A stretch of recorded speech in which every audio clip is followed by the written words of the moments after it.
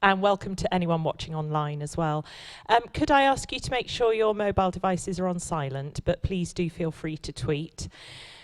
And I will just wait for the last few people to get settled.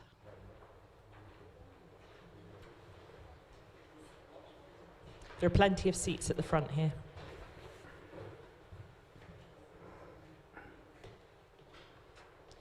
Thank you for coming along this afternoon. Before we get started, I'd just like to flag up a couple of events that are coming up in the next few weeks. On Monday, we have a fantastic panel discussion based on Max Rosa's website, Our World in Data, which tracks data over the long term to look at well-being indices. That should be a really good, lively panel discussion, and there's still time to sign up for that. The following Monday, we have Connie Hedegaard, who was involved in the Copenhagen climate change negotiations, amongst others, and she's going to give a very personal perspective on what it's like to be at the heart of climate change negotiations. So they're just a couple of relevant events that you might enjoy. Obviously, everything's listed on our website, so please do take a look. So on to today's event. Thank you for coming to the second seminar in the term. It's lovely to see so many people here. We have Steve Rayner this afternoon, who actually works across 3 different Oxford Martin School programmes. So he's very much embedded in the school. He's the James Martin Professor of Science and Civilization, and he's the Director of the Institute for Science, Innovation and Society. He also co-directs our programme on resource stewardship, as well as the future of cities. Today, Steve is going to take a look at why existing ways of negotiating on climate change perhaps aren't working and need to be renovated, and he's going to talk us through his thoughts on that subject. Thanks, Steve. Thanks very much, and thank you all for coming. I'm going to start out with a riddle, which I will explain, which is, why is climate change like a Christmas tree? And to answer that riddle, I have to tell you a story. When I was a junior reporter at the Oak Ridge National Lab back in the early 1980s, I became interested in the topic of climate change before it had become a widely thought about issue. And I went to the director of the lab and suggested that we might have a small program looking at the social and policy aspects of climate change. Now, you don't get to be a lab director without thinking things through carefully. So he referred this to a panel of grey-beard advisors, and they did indeed have grey beards. I didn't have one then, but I've got one now. To see whether this was a good idea. And one of these folks was a former deputy administrator of the US Environmental Protection Agency. And I still remember him walking up to me in the corridor of the office building saying, "Steve, I hear you're interested in having a program on the policy aspects of climate change." And I said, "That's right." He says, "You're wasting your time, son. It'll never be a major public policy issue." And I said, "That's interesting, Mill. Why is that?" And he says, "Well, there's 3 reasons. It's too far in the future. The science is very uncertain. And there's no single easy villain to blame." And I thought about it for a moment and I said, "You know something, Mill? You're absolutely right. Those are the 3 reasons why climate change is going to be a major public policy issue. Because it's like a Christmas tree. And like people bring their own ornament and hang it on the Christmas tree, people are going to bring their own issue to climate change and hang it on climate change." And indeed, I would argue that's exactly what has happened. We have now, fast forward a bit, been through 10 to 15 years of what, in sort of Foucauldian tradition, one might call climate governmentality. The use of climate change as an instrument to regulate social behavior in a whole range of areas. And really, a lot of the activity here has been very much aimed at individual citizens in ways in which they probably were not particularly empowered to act effectively. We also saw a situation where the enormous complexity of climate change as an issue itself became reduced basically to a couple of numbers. A temperature limit, 2 degrees, supposed safe warming level, and an atmospheric carbon dioxide equivalent concentration level, 350 parts per million. I think that's now pretty much out of date. Nobody seriously expects to reach 350, but anyway, so we've taken an enormously complex issue and we've reduced it simply to two numbers. And we've been treating climate change all the while as if it were an old-fashioned 1960s end-of-the-pipe pollution problem. This was a simple problem. In the 1960s, pollution came out the end of pipes, it went into water, it went into the air. What did you do? You stopped the muck from coming out of the end of the pipe, you fixed the problem. But I put it to you that climate change isn't like that. Climate change is an infinitely more complex problem. It's not about stopping a stream of gases coming out of a pipe, and indeed what we've done in the negotiating process is to invent national pipes in terms of national targets for emissions limits. What we're talking about is a substance, carbon dioxide, which is the stable product of a whole range of normal human activities and a range of natural activities. And we're talking about something which is generated, which is integral, in fact, to the kind of industrial society that we have developed over the last couple of centuries. We have set, as I say, unrealistic targets for the emissions coming out of our national pipes, and every time we've failed to meet them, the response seems to have been to argue for more stringent targets. This is a natural human response. It happens all the time. When something isn't working, let's try harder at what's not working. And what I'm going to suggest today is that that's probably time to call a halt to that approach, to step back and to reconsider, are there actually other ways of approaching the climate change management problem? Indeed, if we were to try to pursue the decarbonisation strategy that is laid out, mandated in fact by the Climate Change Act of 2008, we would have to be decarbonising at roughly the rate at which France has decarbonised, or to the extent that France decarbonised in the post-war period. And to do that within the time frame set by the Climate Change Act, we would actually have to build 15 of these, 15 nuclear power stations in the next 3 years. It's just not going to happen. So it's hardly surprising, I would argue, that the wheels fell off the climate change wagon at Copenhagen in 2008. And we saw the negotiations at that point really enter into a very serious crisis situation. Why did that happen? Well, I think the entire, in Copenhagen, there was a lot of blame put on the Chinese. Prior to that, there had been a lot of blame put on the Americans. And so the idea was somehow or other that it was recalcitrant nations that weren't going along with the negotiating process that was at the heart of the problem. And I want to put it to you that there was actually a different origin for that problem, which is that the fundamental architecture for climate policy that we've been pursuing over the last 20 years was fundamentally misconceived. And it was fundamentally misconceived because it was based on three very appealing but ultimately mistaken analogies. The first of those analogies, illustrated on the left there, is of course the stratospheric ozone problem. Some of you may remember the discovery of the Antarctic ozone hole at a time when there were negotiations going on amongst the countries through a UNEP process to limit the emissions of chlorofluorocarbons, which was deemed to be responsible, seen to be responsible for causing depletion of stratospheric ozone. And indeed, there was a convention, the Vienna Convention, that was put in place where the nations agreed to pursue the issue. And at that time, there was a proposal for an implementation protocol which would have banned aerosol spray cans. And that was actually resisted by certain countries, including the European Union. Subsequently, however, after a process of cross-national negotiations and conversations, we ended up with the Montreal Protocol, which argued for, which in fact mandated the phasing down, and ultimately under the London Amendments, the elimination altogether of the production of chlorofluorocarbons. And from that, we borrowed this architecture of an overarching convention with implementation protocols, of which the Kyoto Protocol was the first. Unfortunately, that analogy was deeply flawed if you try to understand its relevance to climate change. Because when we're talking about chlorofluorocarbons, we're talking about one suite of industrial gases produced by a small number of companies in a small number of countries, and for which there was a readily available technological substitute. None of those conditions applies to climate change.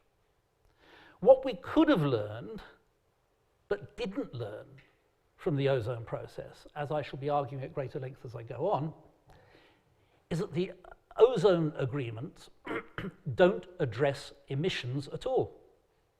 They're entirely focused on the technologies of production and phasing out the production process. In other words, they weren't designed as end-of-the-pipe plugs. They were designed to focus on the fundamental underlying technology that was producing the problem. The second analogy, which was very much taken into account at that time, was the US Environmental Protection Agency's sulfur trading program. This had worked extremely well. Basically what it was a program whereby eastern coal producers were able to continue to sell their coal into power stations in the eastern United States, despite the fact that it was high sulfur coal and quite dirty when it was burned.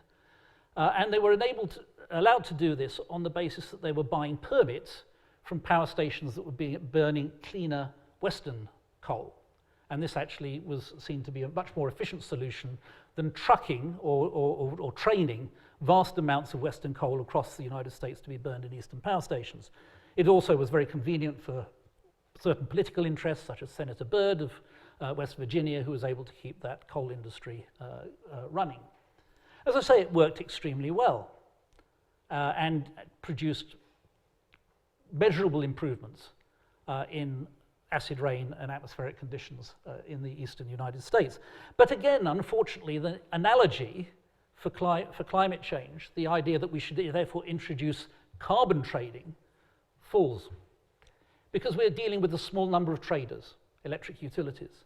We're dealing with a single gas, sulfur dioxide, and we're operating within a single legal regime that can enforce contracts. None of those conditions apply to international carbon trading. And in fact, we've seen problems. I'll show you a graph in a little bit with terms of the carbon price crashing because of lack of uniform control over the issuance of permits. So that analogy was also flawed. The third analogy, and people are often raise their eyebrows at this one and say, really, was the Strategic Arms Reduction Treaty. This was basically a treaty between then the USSR and the United States of America to phase down the number of warheads that they had pointed at one another. Now, what's the analogy here? The analogy here is the idea of mutually verifiable staged reductions. In this case, it was reductions in the number of warheads. In the case of climate, it was the idea that you would mutually verify the staged reductions in the amount of CO2 coming out of the end of that imaginary national pipe, with this end-of-the-pipe approach. But again, the analogy, unfortunately, was flawed because nuclear weapons, of course, are, or certainly were at that stage, under direct government control. There were only two parties involved to the treaty who had to monitor each other's activity. When you start to look at a global treaty and you start to talk about monitoring behavior globally, you run into much more serious problems, not the least of which was the concern of some countries, including the People's Republic of China, that such monitoring would actually be violations of their national sovereignty. And by the way, if you're unconvinced by the idea that the START treaty influenced the global climate policy architecture, I would remind you that at this time, Senator Al Gore was better known as a national security wonk than he was as a climate wonk. And actually, it was his chief of staff, Leon Firth, who took the ideas that he had developed during the START negotiating process into the climate process. So there can actually be a direct link that you can trace there. So over the past 20 years, we've had a set of policies based on these flawed analogies, and the result is that we have seen emissions rising inexorably. The bad news here is we are probably on that red trajectory there. You can see from the IPCC's most recent emissions scenarios, we are seeing global carbon emissions increasing at approximately 3% per annum. And at that rate, if the IPCC is correct, we are headed for a 2-degree temperature rise. That 2-degree limit, remember, by 2050. That's not long away. And worse still, we're looking at a possibility of something like maybe 4 degrees or more by the end of the century. So we really are still stuck with a very significant problem.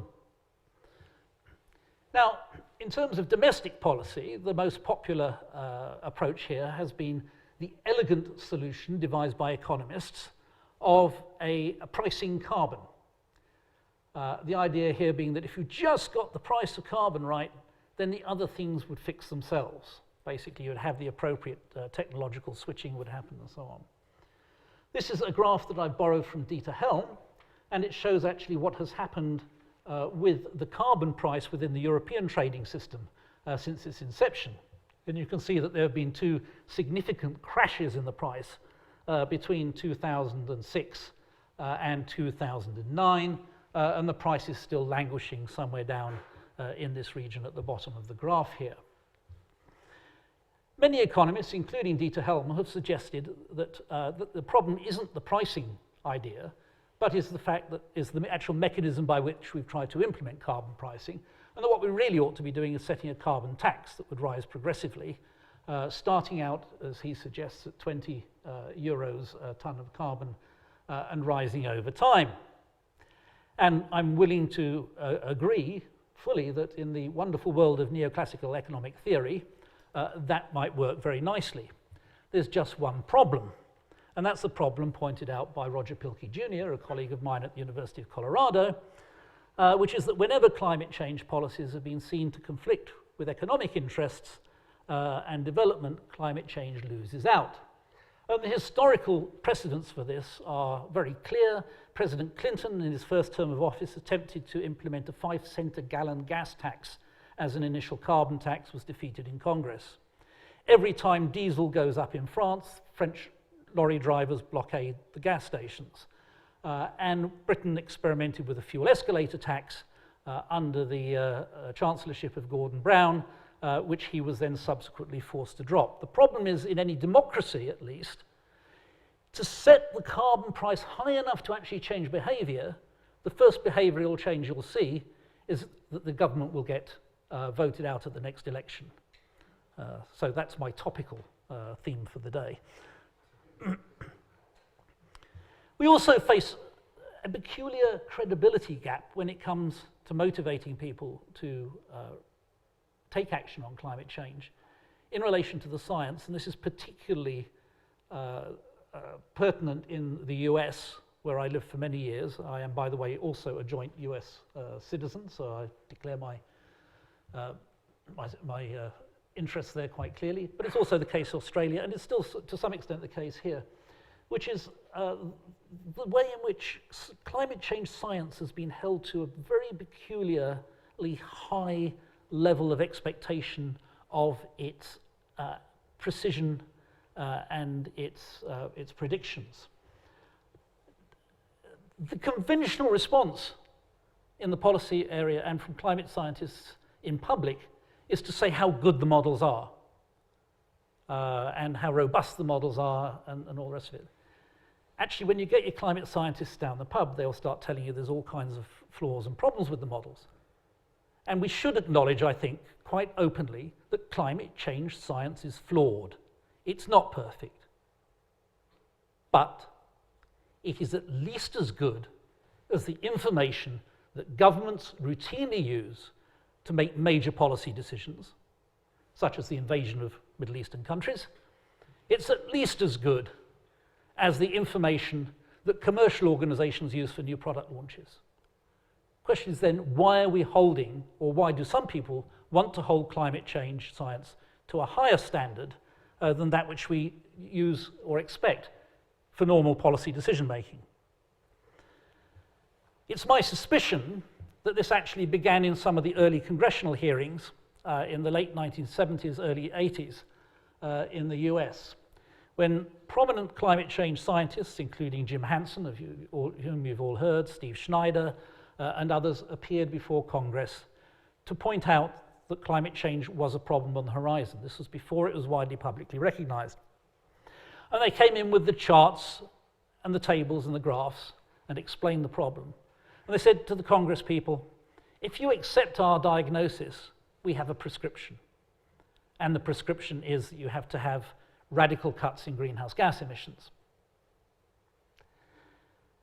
I don't think people who see themselves as being policy decision makers like being told what's the decision that they have to make or being faced with this binary choice. And certainly, certain political interests, very strong in the United States, whose primary concern is with things like making sure that you have functioning markets and concern about government intervention in markets, to tell them that's what you're going to have to do, that is your policy choice, your policy option, is bound to induce resistance. And by framing the problem in that way, you've told them exactly what they need to do in order not to take the policy choice that you've offered them, which is to dispute your science.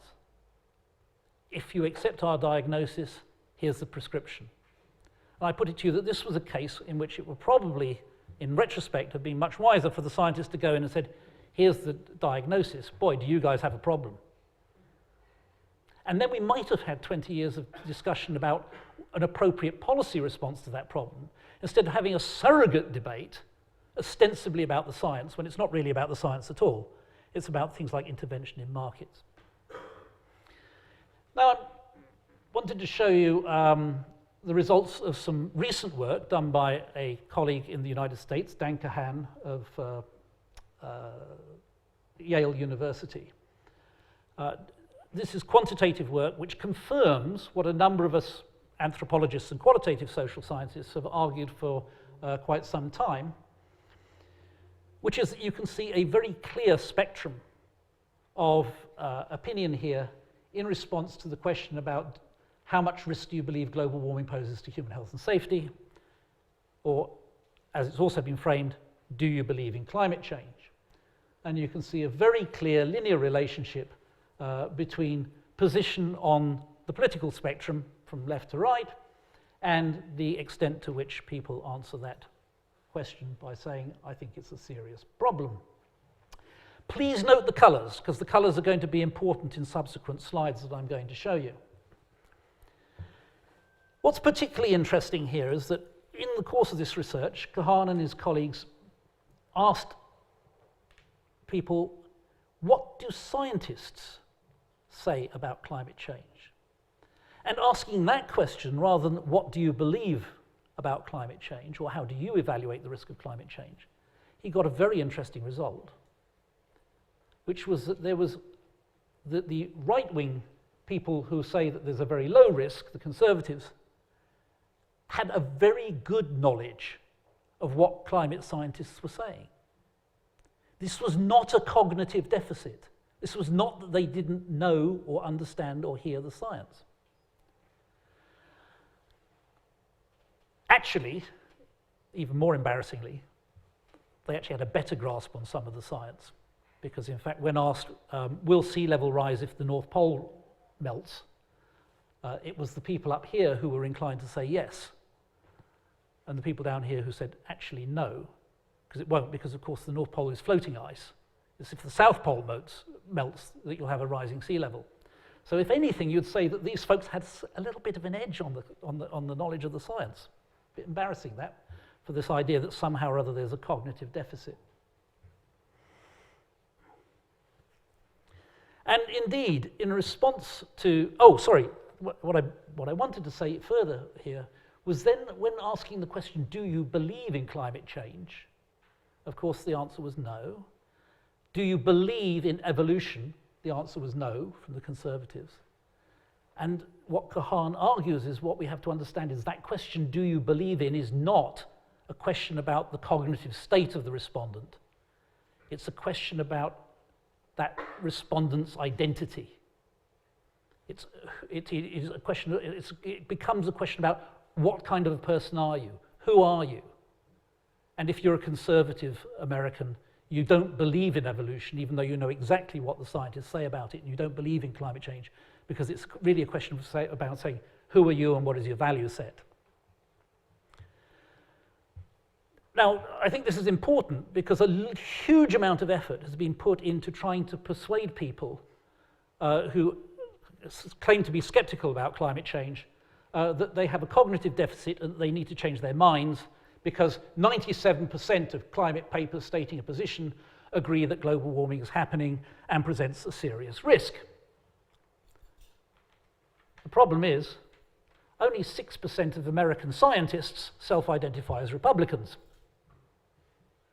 So if the basis of the response you're getting to that question about do you believe in climate change is a question about people's identity, it's hardly surprising that Republicans are not identifying with scientists who are dominated by self-identified Democrats to the left, they're left on the political spectrum. And the interesting thing is that actually if you measure the science comprehension or the science literacy of respondents in these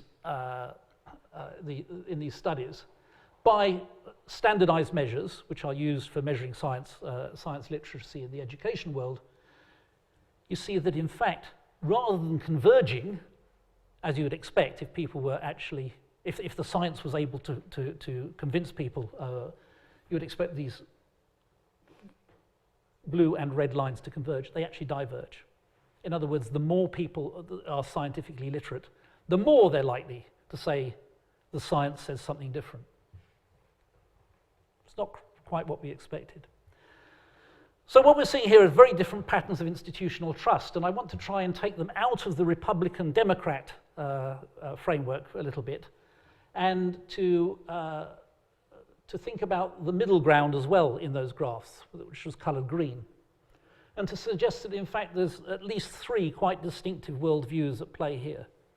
There's a hierarchical worldview that tends to trust long-established organizations with well-established routines and methods of doing things, and they tend to be perfectly comfortable with regulation, with a strong emphasis on procedure, such as scientific processes.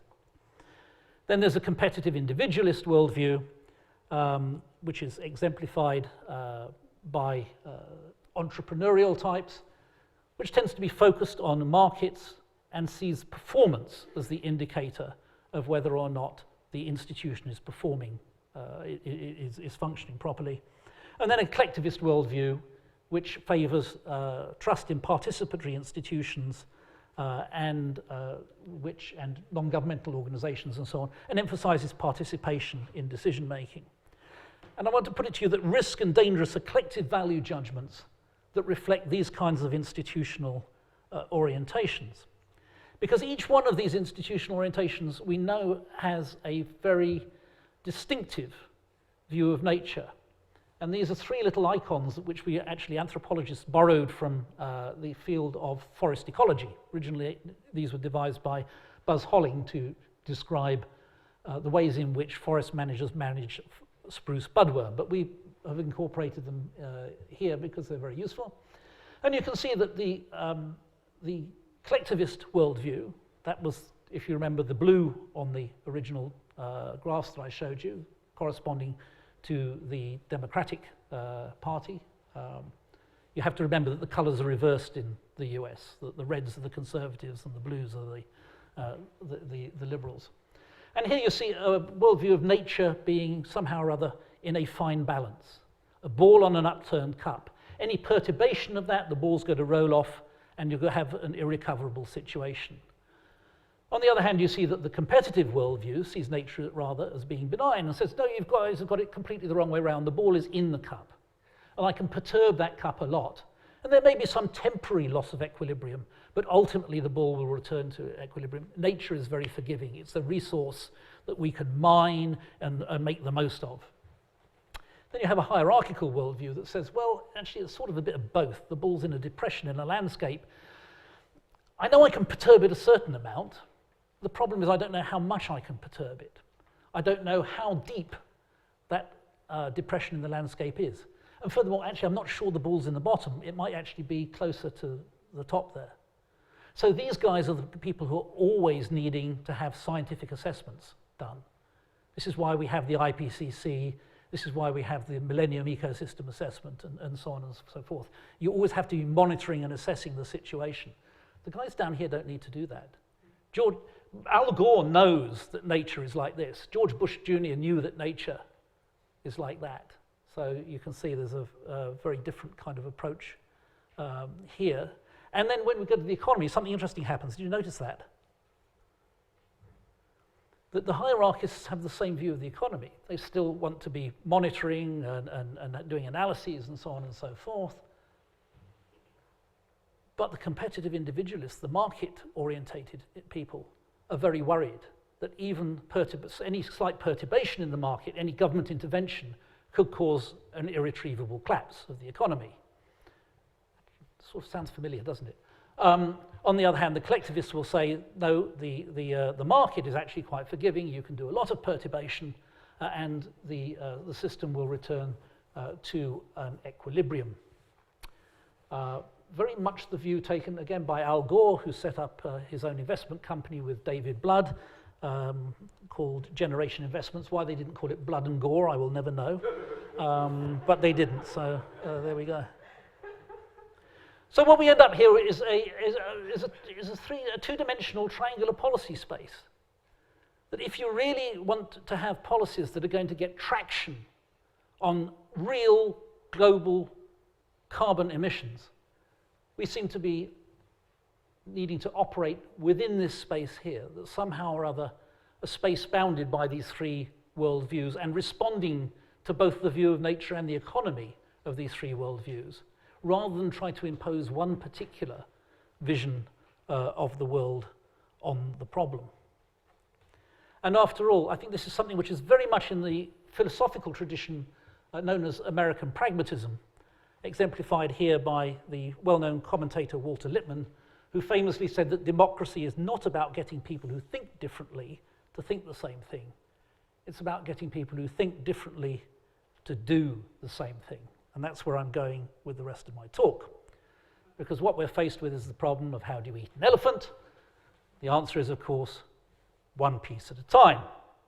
And some of you may be familiar also with J.G. Sax's famous poem about the 6 blind men of Hindustan who encounter an elephant, each of whom, encountering a different part, the leg, the trunk, the tail, the side of the elephant, insists that the elephant is like a different thing. So the trunk is, an elephant's like a tree.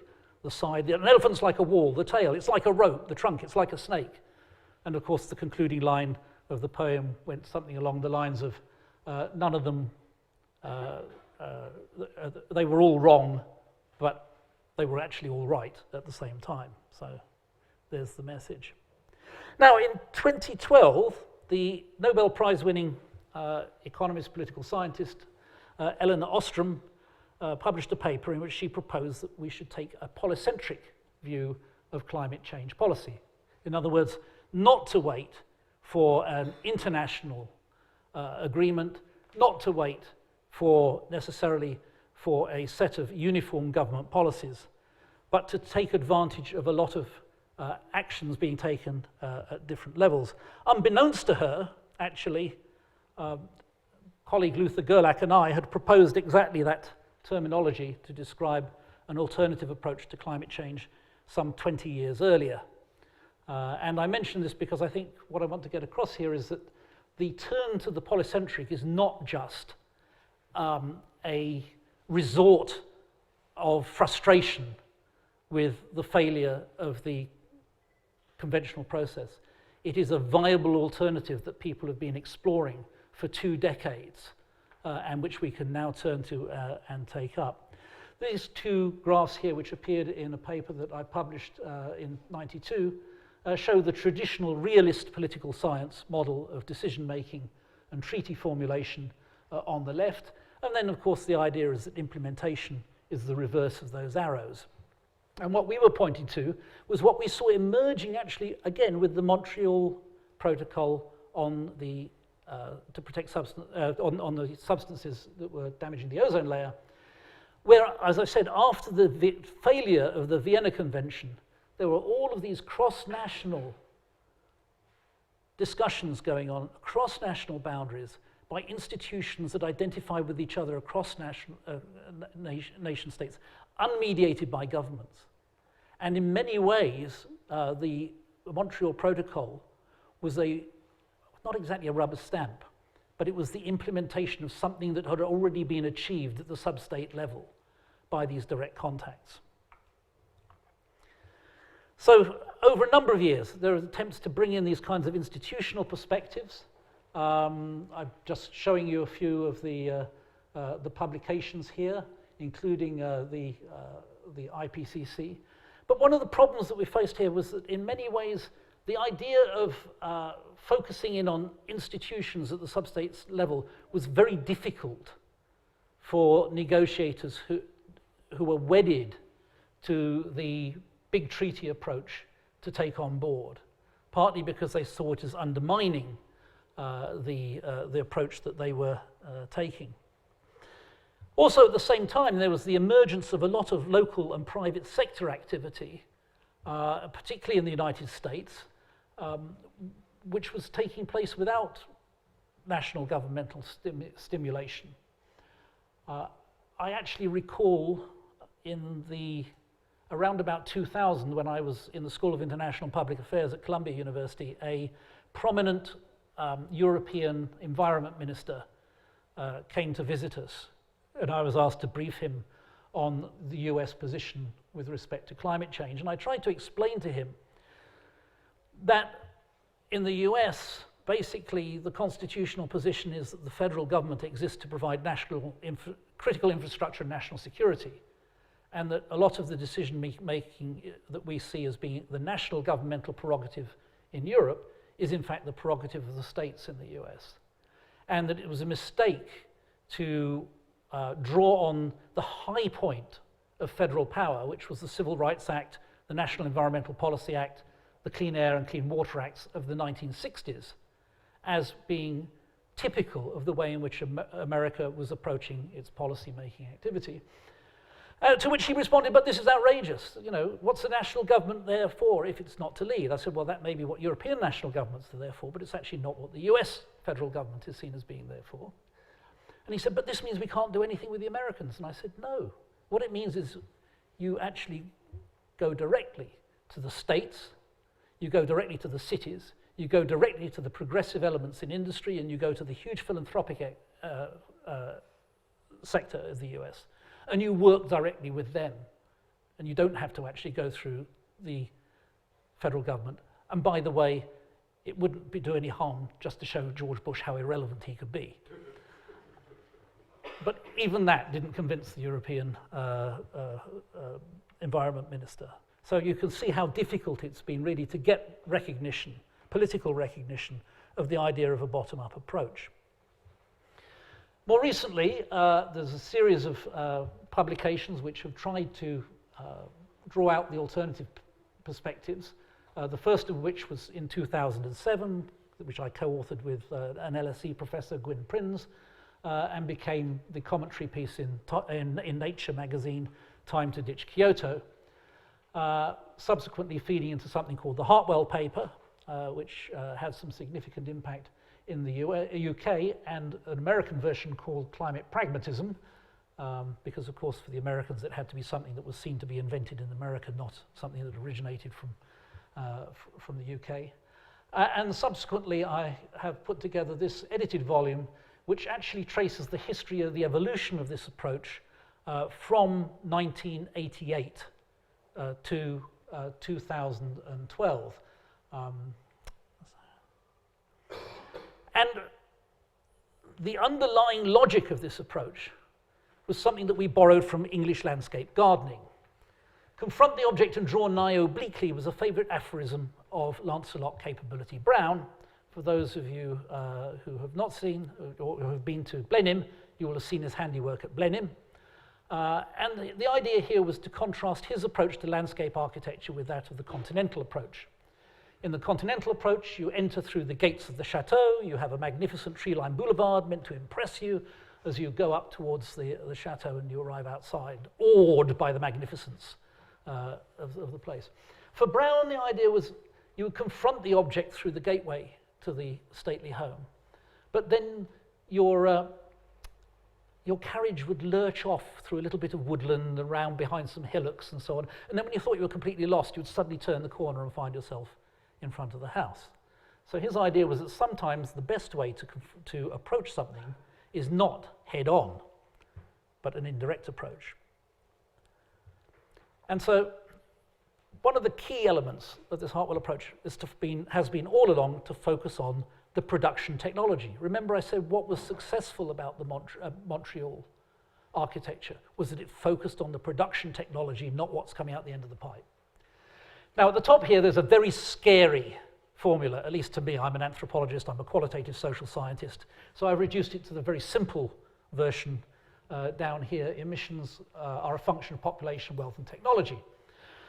So we've got three potential levers that we can pull. And in fact, a lot of people have said to me over the years when I've given talks about climate change, oh, you've not discussed, you talk about elephants, but you don't talk about the real elephant in the room, which is population. But I'm sorry, if you want to deal with climate change in a time frame that's going to affect temperatures by mid-centuries, the only way you can do that with population is to actually kill people. And the worst news is the people you have to kill are the people in this room, okay? It's Americans, it's Europeans, it's Australians, okay? Not likely to be a big vote winner. So let's move on to wealth. We could constrain wealth. Now we know actually that crashing economies is a very good way of lowering greenhouse gas emissions. We've seen that happening with the financial collapse. On the other hand, we also remember George Bush Jr.'s famous pronouncement that the American way of life is not up for grabs when it comes to climate policy. We also know that we've been seeing an era of economic development and growth in China and to a significant extent in India, in the developing world. It would be impractical in Western democracies for us to say, cut back on wealth. And it would be immoral for us to try to keep people who are currently poor in poverty in order to deal with the climate change problem. So I argue that leaves us with technology. That technology is the lever upon which we can get some traction. And by the way, I want to be very clear that when I talk about technology, I'm not just talking about nuts and bolts. I'm talking about social systems intermediated by materials and devices. Technologies are socio-technical systems. They're not just a wind turbine or a solar panel. And in fact, one of the other elements of the Hartwell approach is that recognition that the world needs more energy, not less. We're seeing tremendous growth that's slowed down a little bit, but nevertheless is continuing, in a world in which we already have 1.6 billion people who do not have access to safe electrical energy. If we are going to provide that safe electrical energy to the 1.6 billion people who don't have it without frying the planet, we have to go from something like 1.4 terawatts of renewable energy, which is the current global level, to something like 14, 15 terawatts of renewable energy in the next couple of decades in order to be able to achieve that. That's a huge technological leap. So what aspects of technology do we need to focus on? I would argue what we need is a program of energy modernization, where we've got to do at least two things. One is bring down the costs of renewable generation. There's been tremendous improvements in the last decade in the performance of wind turbines and solar cells, largely actually not through major breakthroughs in technology, but by improvements in manufacturing experience and so on.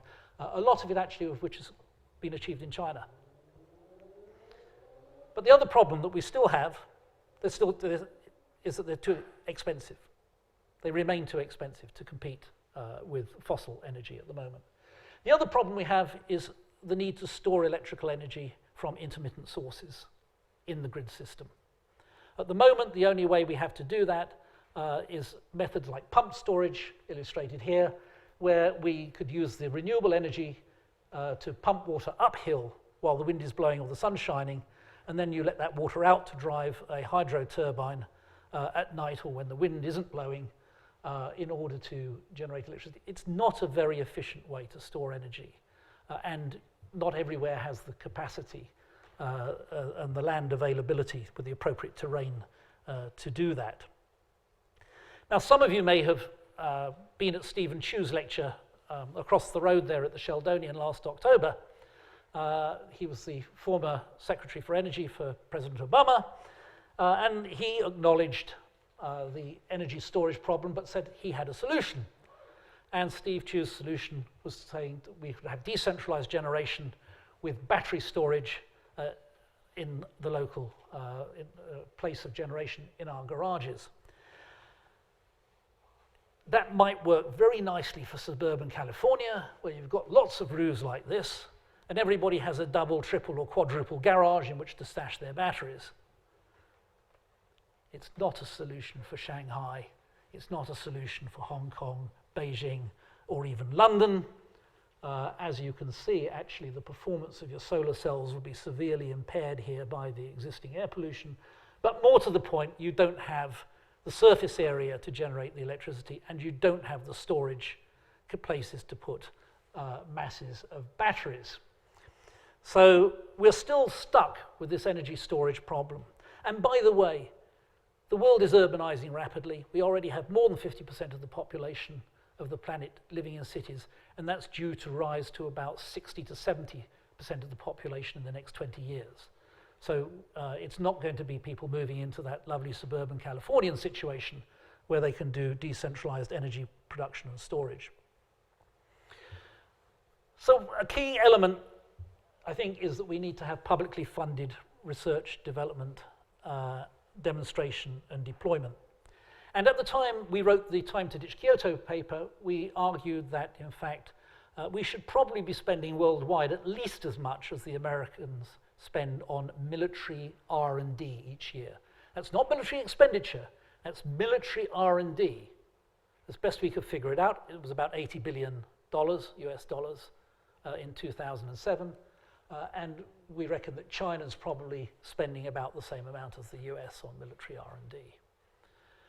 About a year later, the International Energy Agency came out and said $90 billion a year worldwide would be a good figure to be spending on energy R&D in order to be able to move away from our current reliance on fossil fuel. How would we fund such public expenditure?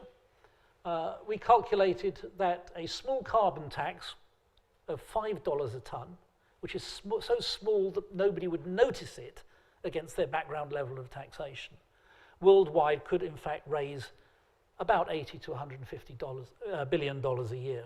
So one could do this by a small dedicated carbon tax that wouldn't produce an electoral reaction of the sort that Roger Pielke predicts for a meaningful carbon price that's designed to change behavior. This would be a carbon tax designed to fund research and development. And we know that this works because of the success of the shale gas industry in the US.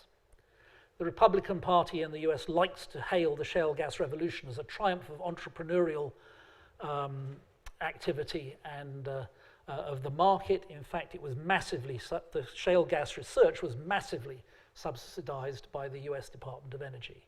And the shale gas revolution in the US, the true story is, it was in fact a product exactly of publicly funded RD&D. It also presents opportunities for India and China. I've already mentioned China's role in improving the performance of solar cells and wind turbines.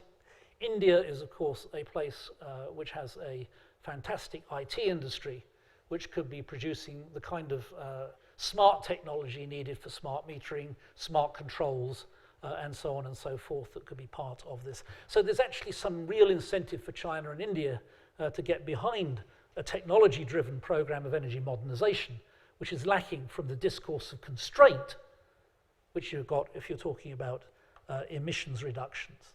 And the other thing is that such a process could be implemented either by individual nations, or it could be implemented by a club or even multiple clubs of nations. And various papers are emerging and proposals are now emerging more generally around that kind of idea. We would have to be inventive about how we distributed that money, however. When I joined Oak Ridge in the early 1980s, people were still conducting an inquiry into what had gone wrong with the alternative energy investments that the US made in the 1970s in response to the oil price spike of that time, where basically what happened was the RD&D funds went to the congressional districts of particularly powerful Congress people and to support technologies which were the ones they had studied in engineering school. You don't want that. There are inventive ways to do this. Prizes is one route, allowing competition between diverse portfolios of technology, which are research portfolios rather like analogous to the way mutual funds operate is another one. And a final thing to note is that we can learn quite a lot, in fact, from military procurement. 20 years ago, a GPS was the size of a suitcase and cost $20,000 US.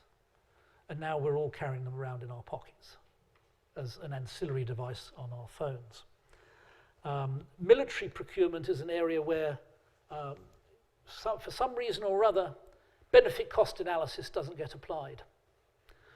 And we should think about the ways in which it was, in fact, the federal highway system was produced largely in response to concerns in the 1950s about whether the US could move troops around rapidly in the event of a Soviet invasion.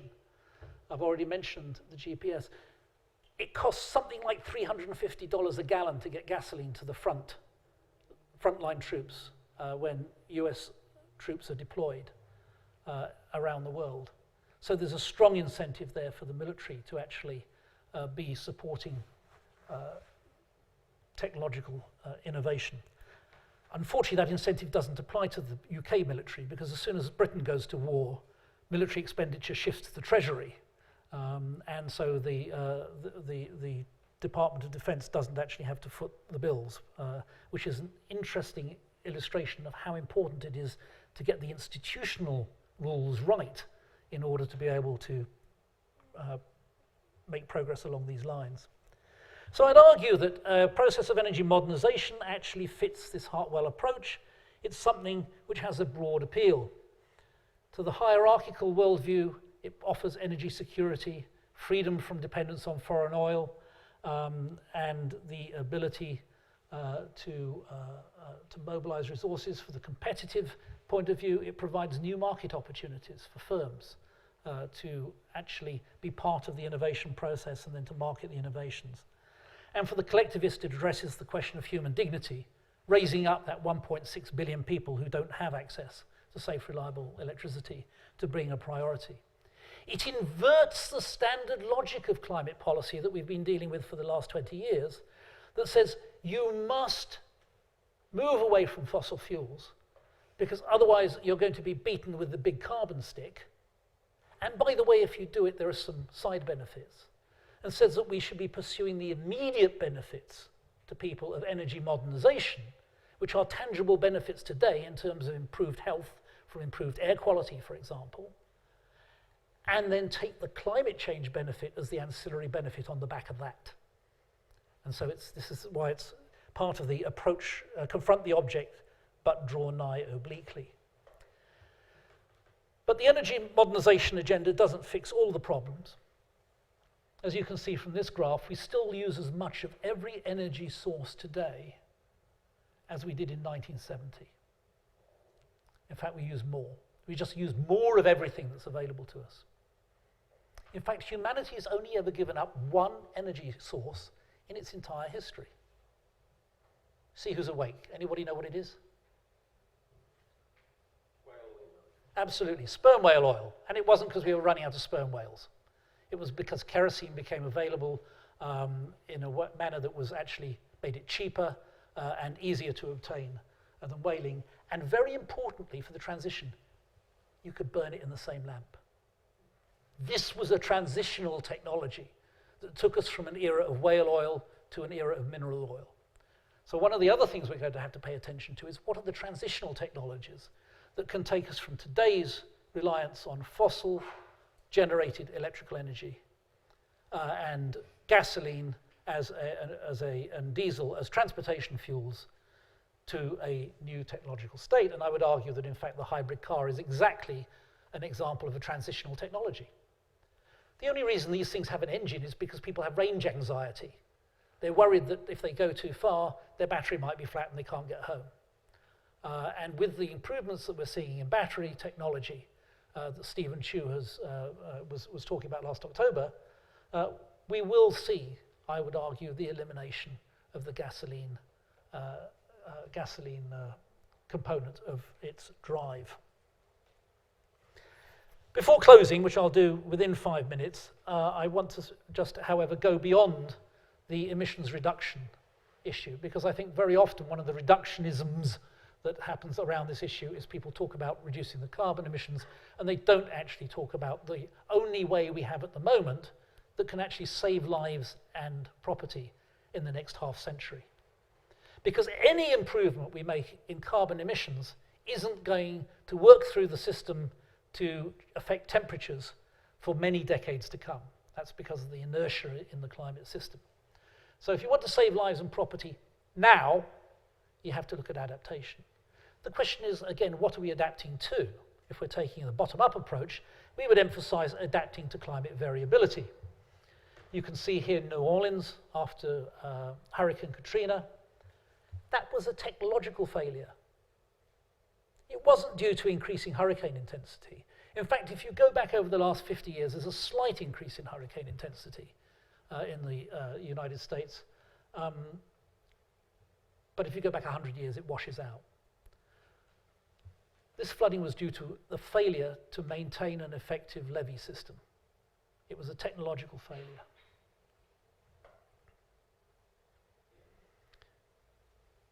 Anybody know where this is? No, it's Miami Beach. Anybody know where this is? Miami Beach in the 1920s. I just said hurricanes haven't really increased in intensity, but the financial losses from hurricanes have just gone through the roof in the last 50 years. And it's because of asset location. We're putting fragile assets in really silly places. Putting a wall of glass and concrete on a barrier island right in the middle of a hurricane track is not smart. So one of the things we need to be thinking about is actually where are we going to locate assets, and to be much more intelligent about that. But there's also the question of how do we protect existing assets. And traditionally in the West, we've tended to go for this kind of solution. This is the Thames Barrier, which is some kind of hard shell sea defences, typical of this instance, or in fact the very extensive sea defences in the Netherlands. But we could take another approach. We could actually learn from traditional communities around the world who, for one reason or another, have found it expedient not to build on the edge of water, but to build on the water itself. Top left, and here you can see pictures of Tonle Sap Lake in Cambodia. Tonle Sap's really interesting, actually, because the Tonle Sap River is the only river in the world that reverses direction during the course of the year. In the rainy season, water from the Mekong flows down the river into the Tonle Sap Lake, and in the dry season, it flows back out of the lake, back into the Mekong. The lake itself is huge and is very shallow. So the water level varies by several kilometers between the wet and dry seasons. And partly for that reason, and partly because they're too poor to afford to buy land anyway, the fisher folk who live on, derive their living from the lake, have built their homes as floating communities on the lake. And as you can see, there's all kinds of facilities that are in there. It's not just houses. They have churches, cinemas, grocery stores, etc., etc. And they're not alone. This is one, I think, in Vietnam or China down there. It's something which exists right across Southeast Asia. And interestingly enough, we're now seeing the emergence of people in the architect and engineering world, and particularly of all countries in the Netherlands, most strongly. Remember, that's the country which is really the masters of the hard shell defense in floating buildings known as AQUATECHTURE.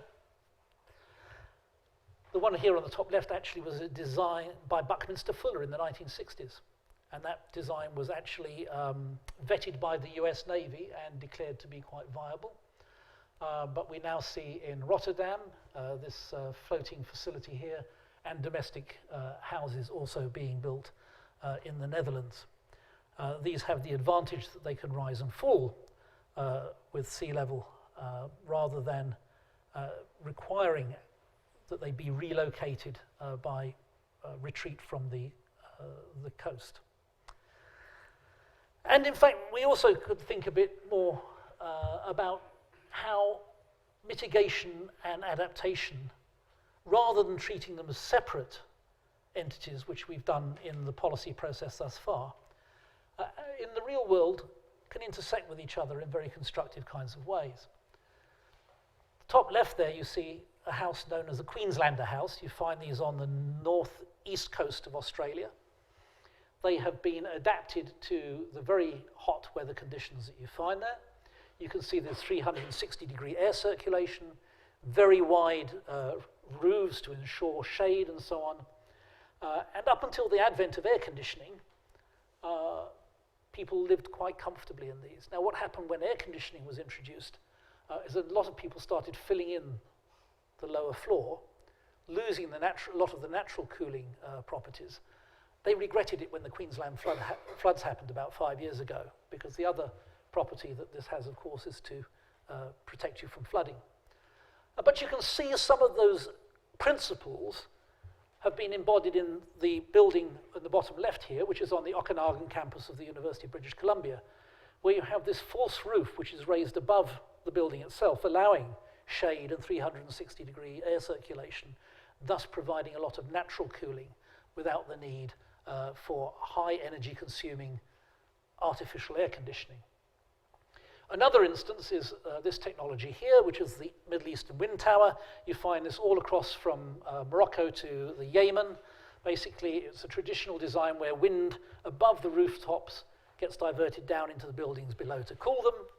And Norman Foster adopted this idea in his Masdar development in the United Arab Emirates, but he got aircraft engineers to design the wind towers to maximize the airflow using the same computer models that they were using for designing airplane wings.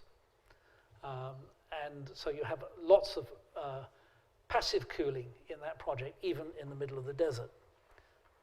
So these are forms of adaptation, picking up on traditions of adaptation that also will help to ameliorate greenhouse gas emissions. So what are the prospects for this more bottom-up approach? I think we're seeing some encouraging signs. At the Lima negotiations, the last COP, there was quite a strong emphasis on technology. I think a stronger emphasis on technology cooperation than has been the case at previous negotiations. And I think that's to be welcomed. We've also seen initiatives such as the US-China agreement on climate change, which includes a very significant technology element, but more to the point also, I think, demonstrates the importance of breaking up the idea of one big treaty and breaking climate change down into smaller bilateral and multilateral arrangements of real cooperation that are capable of getting traction on the issue. We see high expectations of the Paris summit. I predicted of the Copenhagen summit that it was going to end in tears, and sadly it did.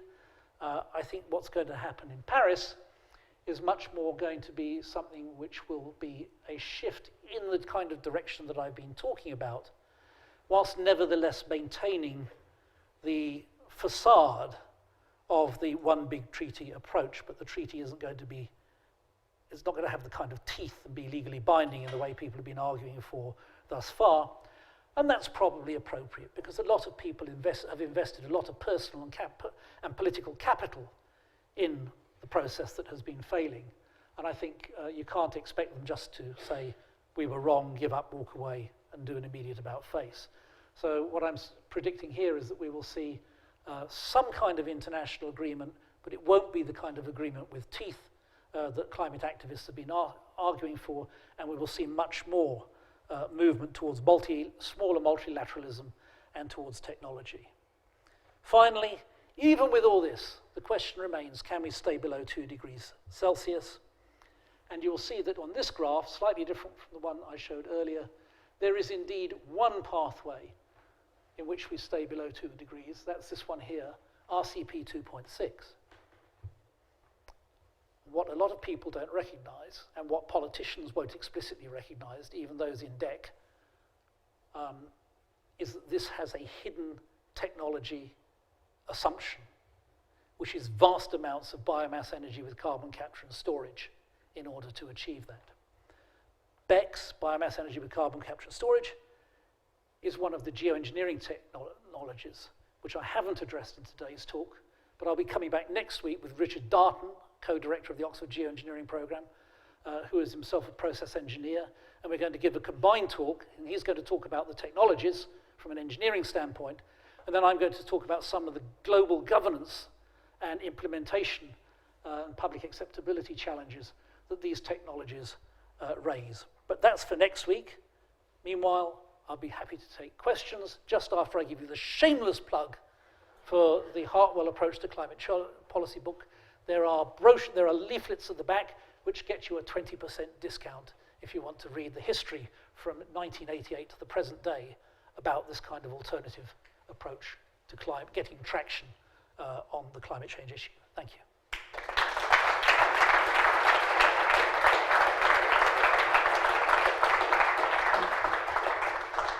Okay, so we do have time for questions. If I could ask you to wait till the microphone arrives, and just to say this is being live webcast and recorded, so if you don't want to be on camera, I'm afraid please don't ask a question. Get somebody else to ask it for you. Yes, exactly. Right, hands, I know there are a lot, so let's start with the lady in the wrap. Hi, Laura Canevari from AQUATECHTURE. Why is it that when we're thinking about setting targets, commitments, signing international agreements, we always seem to talk and focus on countries, and we never talk about companies? Just recently I was listening to Jason Clay from WWF, and he was saying, if you want to reduce biodiversity loss, think about the 100 companies that move 25% of the trade of the 15 commodities that create the greatest damage to the environment. Can we have the same kind of discussion when it comes to climate change? I would agree with that wholeheartedly. And I'll just take you back to this picture here, which is, we see the role of corporations. I forget the number now, but it's something like a huge percentage of the world's 50 largest economies in the world are actually corporations rather than countries. Now, there is obviously a political reluctance to put corporations that are owned by individual shareholders and blocks of shareholders on the same level as governments which derive their legitimacy, at least in principle, from the citizenship of their population. But nevertheless, I agree with you entirely that unless we start to be much more creative about the way that we engage global corporations in this issue, it's going to make it much harder to get serious traction on it. Next, let's go second row. Me? Good afternoon, I'm Hugh Parnell. I started life in Oxford, but I live now in Cambridge, so I apologise for that, but I run a company called Cambridge Cleantech, which indeed embraces all of the technologies you've just described. And I think many of them are contributors. Unfortunately, no one is a single solution. And the question that therefore I have comes in two parts. The first is, it seems to be a function of being a scientist and or an engineer that the solutions are only ever meant to be supply-side solutions rather than demand-side solutions. And I would like your view on whether there is any chance the consumption patterns of the Western world could be influenced, and if so, by whom. And the second part is, how do we get any of these technologies to scale? Because until we get to scale, which is a bit like your light bulb, which was adopted across the world eventually, but until we get to scale, whether it's low thorium nuclear or it's wave power or it's biomass, I don't care, any of the things you're talking about, until we get to scale, we don't have an answer. Absolutely, and that's why there are 3 Ds after the R: research, development, demonstration, and deployment. And all of those require public funding in order precisely to be able to get to scale. To address your first question, consumption, I could give a whole other talk on that. I'm not going to do it right now. But I'd briefly say that, in fact, once again, this pattern of worldviews also is accompanied by a particular pattern of consuming. And those people who are organizing themselves along these 3 different lines, organizing their lives along these 3 different lines, and therefore have the accompanying sets of justifications and argumentations about why they're living their lives the way they do, consume in predictable patterns. So, in the hierarchical world, you consume according to what's appropriate for your station, your gender, your age, your place in the world, and the time. You don't have strawberries and champagne at 11 o'clock, you have coffee and biscuits. Strawberry and champagne is for special occasions and in the afternoon. You tend to have, to eat foods which can also be apportioned according to gender, age, and so on and so forth. So you cut the roast in a particular way and offer different parts of it to different members of the family.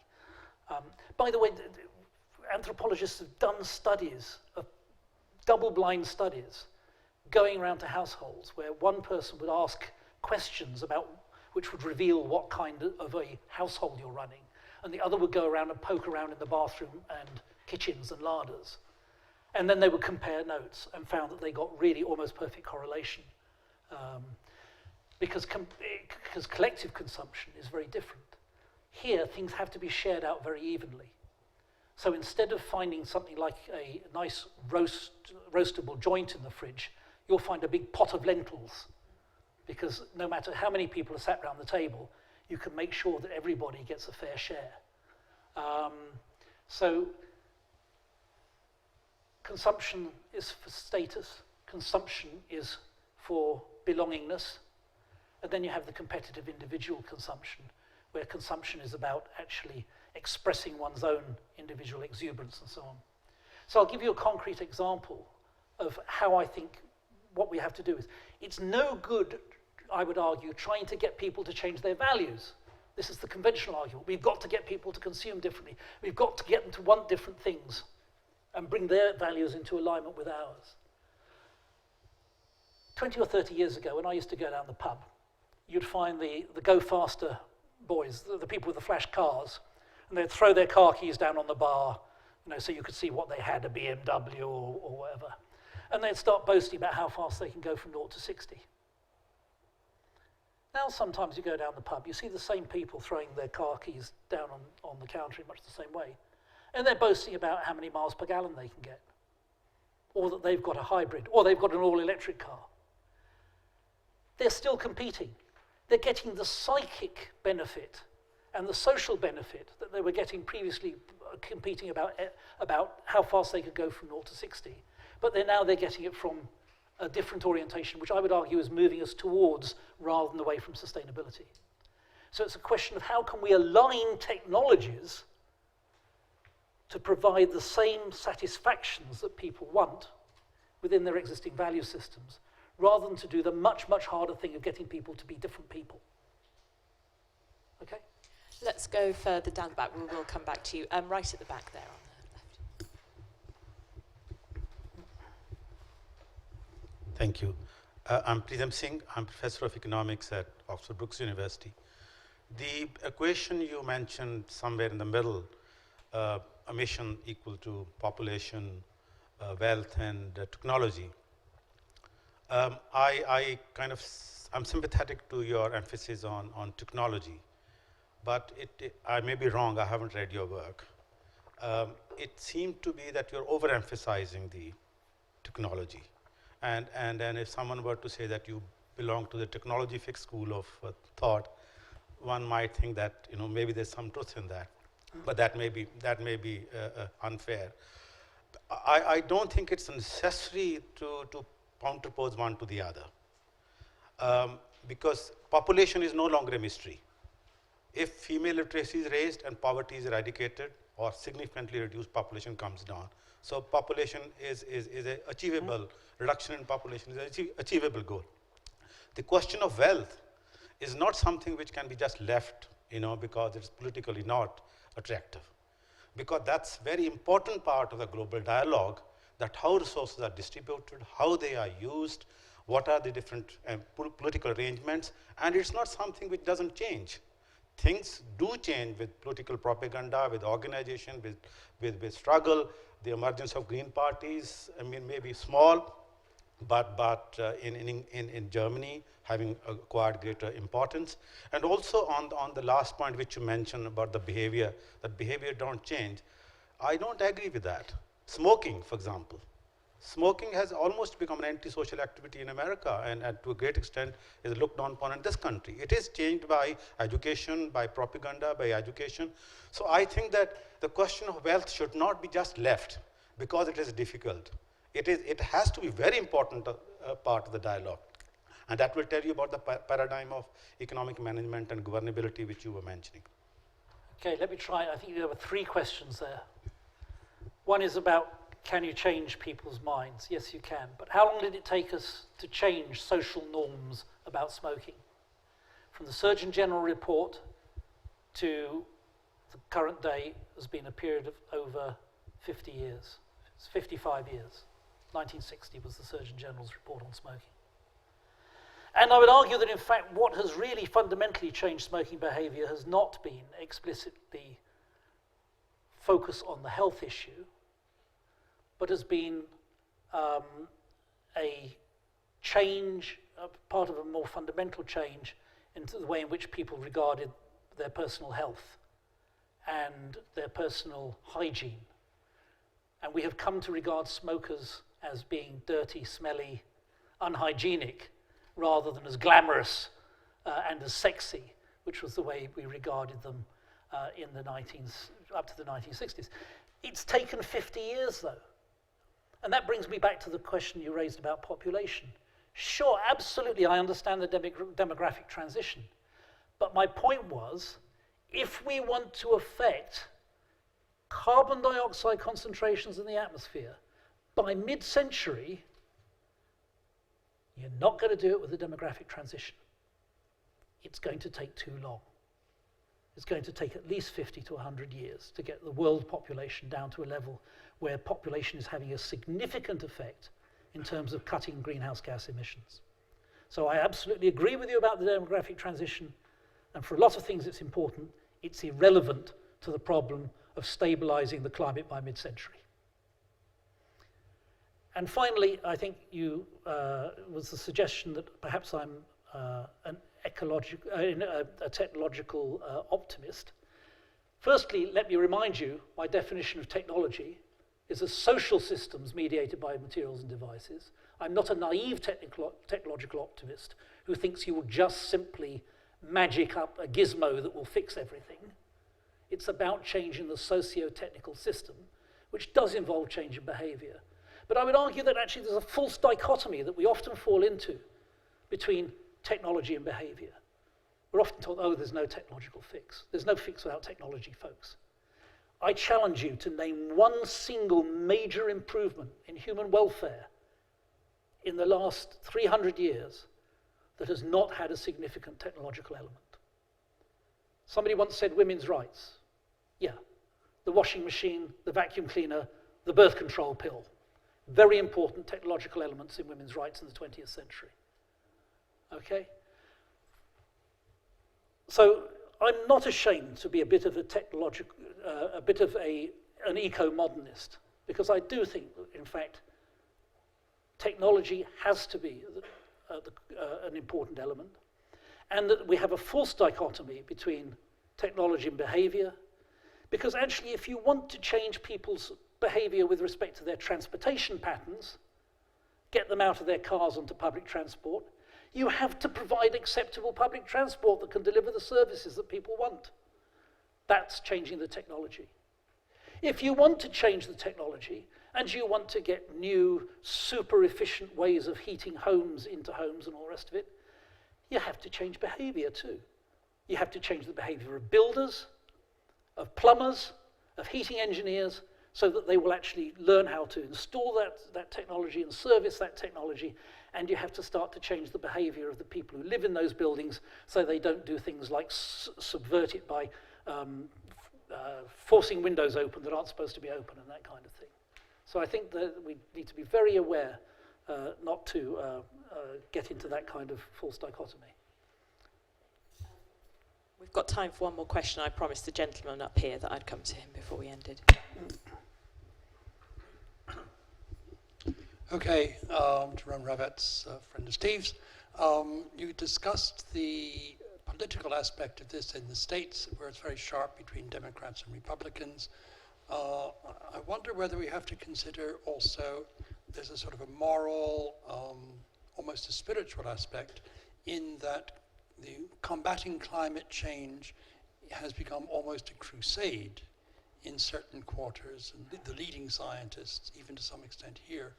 And so going over to a more diverse, pragmatic approach could find people, not merely the diplomats who've invested in international agreements, but even some prominent scientific leaders who really see a very simple issue of good versus evil. And you're coming along and saying, well, you know, everybody has their own evil and let's be more diverse, etc., etc. They could feel that in some way you're selling out to the enemy. Well, it wouldn't be the first time I have been accused of that. Yes, it is challenging. I remember arguing when George Bush Jr. Repudiated the Kyoto Treaty that this was a case of the bad guy doing the right thing for the wrong reasons. But for the most part, the environmental movement would never be able to accept that that was the case. And of course, what George Bush's fault in repudiating Kyoto was that he didn't come up with a viable alternative or support a viable alternative. Yes, sure, there is that kind of crusader element to the argument. But I would hope that this aspect, the fact that we are seriously talking about addressing the needs of those people on the planet who do not have safe, reliable energy, and we are seriously saying that this is a matter of fundamental human dignity and this is worth the crusade. So we're not arguing against crusading, we're arguing about shifting the emphasis of the crusade away from stopping something coming out the end of the pipe to something that I think is actually a bit more exciting and a bit more energizing, which is an improvement of the human condition. This is a positive discourse of possibility rather than a discourse of constraint. And I think it's always much harder to get people behind a discourse of constraint than a discourse of possibility. It's also interesting to note, I think, that support for carbon pricing, and particularly for a carbon tax, has become a litmus test of whether you're a decent human being or not. And those of us who have argued against carbon pricing have been characterized as climate deniers. Roger Pielke has been on the receiving end of that accusation, as have I. I think it's very clear to you I take climate change very seriously. I don't think it's quite the existential threat that some people in the environmental movement claim it's to be. But it is about how many more poor people in developing countries are going to go hungry, get sick and die young than we currently allow to go hungry and get sick and die young. And that's already, to my mind, a shamefully large number. And it's about how many vulnerable species in marginal ecosystems we're prepared to wave goodbye to. And those are important choices about values. I'll leave it at that. Thank you. That's all we've got time for. Thanks very much for coming along, and if you'll all join me in thanking Steve. That was great.